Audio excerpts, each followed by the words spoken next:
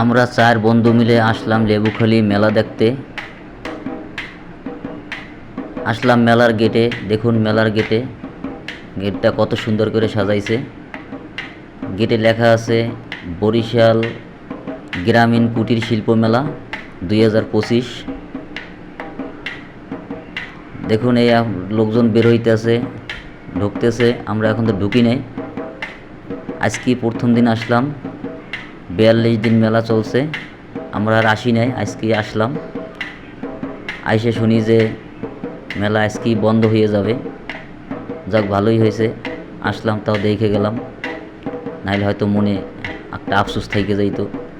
আসলাম যে মেলা দেখতে গেলাম না। এই দেখুন দোকানপাট, তারপরে এই বিমান উড়াইতে আছে বাচ্চাদের নিয়ে। হয়তো আগে আসলে আরও ভালো কিছু দেখতে পারতাম।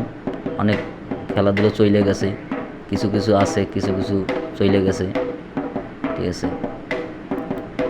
লোকজন কম, দুইজন তিনজন লোক নিয়ে তারপরে চরকা ঘুরাইতে আছে। তারপর বৃষ্টি হয়েছে, বৃষ্টির পানিতেও কিছু কিছু লোক দেখা যাচ্ছে। বৃষ্টি হলে তো মাঠে তো থাকা যায় না, কাদা হয়, যার জন্য হয়তো কিছু কিছু লোক চলে গেছে, কিছু কিছু লোক আছে।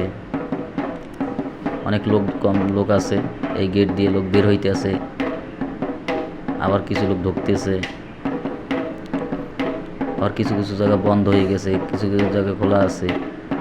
দোকানপাটও কিছু বন্ধ হয়েছে, যেমন এইসব জিনিস আছে, লোকজন আছে, কিন্তু খেলাধুলা বন্ধ, লোক নাই, খেলাধুলা বন্ধ। ঠিক আছে, এই দেখুন এই বৃষ্টি হয়েছে, বৃষ্টির পানিতে এই তলাই গেছে। দেখুন, তারপর ওই জায়গায় হাউজি খেলা হইতো, আজকে হাউজি খেলাও বন্ধ। আজকে হাউজি খেলা চলে না, যার জন্য লোক কম, অনেক কম। কারণ কিছু কিছু লোক আসতো হাউজি কি করতো, খেলতো।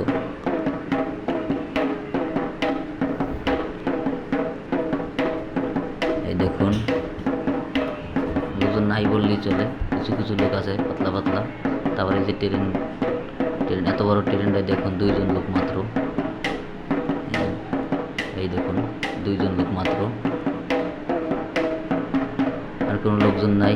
তারপরে বেশিরভাগই আপনার টিকিট কেনার জন্য মানুষ আগ্রহী। আমরাও টিকিট কিনছি, দেখি ভাগ্য পরীক্ষা করার জন্য, দেখি কিছু বাজে কিনা।